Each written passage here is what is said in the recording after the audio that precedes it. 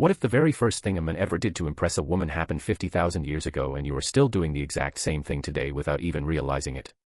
Not the same kind of thing, the exact same thing. Same instinct, same behavior, same goal, just a different world. Stay till the end because the last part of this video will completely change how you think about love, attraction, and what it actually means to be human. We like to think that romance is something modern. Flowers, dinner dates, text messages, a perfectly timed compliment.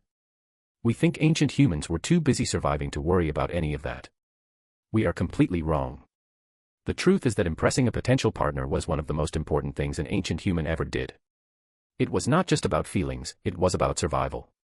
It was about the future of the entire species, and the strategies ancient humans used, the things they did, the signals they sent, the skills they showed off were surprisingly sophisticated. Let us go back and find out exactly what was happening around those ancient campfires.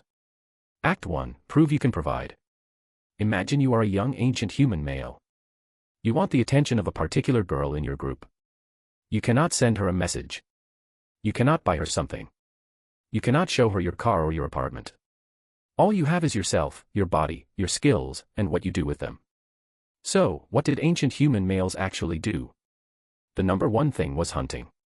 Coming back to camp with a large animal was not just about food, it was a performance, a demonstration. It told every person watching, especially the women, that this male could provide, that he was strong, skilled, patient, and brave enough to track and kill something dangerous. Researchers who study modern hunter-gatherer communities, groups of people still living close to the way ancient humans did, have found something fascinating. When a skilled hunter brings back a large kill, he does not just eat it quietly.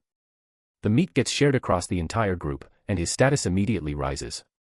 Women in these communities consistently rate skilled hunters as more attractive partners, not because of the meat itself, but because of what it signals: intelligence, patience, courage, the ability to handle pressure. Sound familiar? It should, because when a modern man tries to show a woman what he is capable of, his job, his ambitions, his ability to handle difficult situations, he is doing the exact same thing that ancient human males were doing 50,000 years ago. The costume changed. The instinct never did. Act 2, show off your body and your bravery. But hunting was not the only strategy. Physical strength mattered enormously.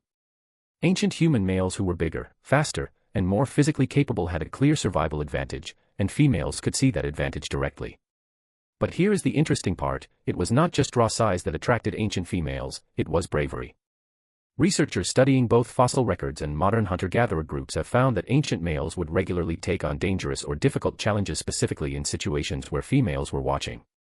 Confronting a predator, climbing something dangerous, swimming across a fast river. These were not accidents. These were performances. Ancient human males were essentially saying, watch what I am willing to do. Watch how I handle fear. Watch me when it gets dangerous. And ancient females were watching very carefully. This is why all over the world, in every culture that has ever existed, young males consistently take more risks when females are present. It is one of the most reliably documented behaviors in all of human research. It is not a modern thing. It is an ancient thing, wired into us so deep that most men do not even know they are doing it. Act 3, gifts, grooming, and something unexpected. Ancient humans also gave gifts. Archaeological evidence shows that as far back as 100,000 years ago, ancient humans were collecting and carrying shells, colorful stones, feathers, and other rare or beautiful objects. Objects that had no practical survival value whatsoever. Why would a prehistoric human carry a pretty shell across miles of dangerous landscape?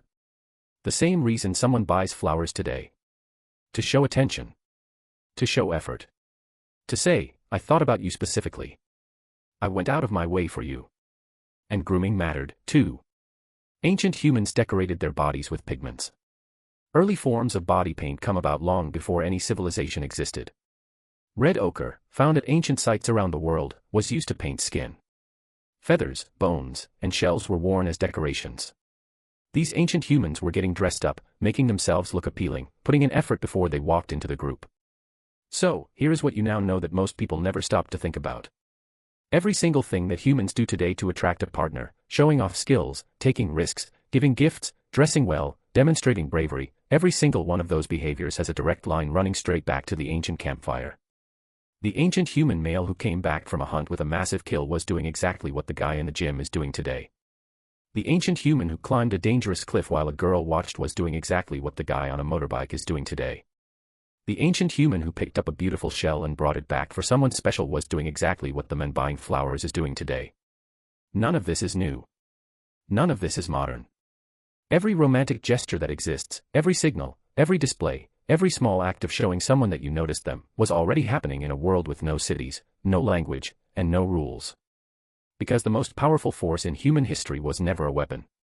It was never a tool. It was never even survival. It was the moment one ancient human looked at another and decided, I want that person to notice me. And everything that happened after that moment, every civilization, every city, every invention, every poem, every love song ever written started right there, around a fire, 50,000 years ago.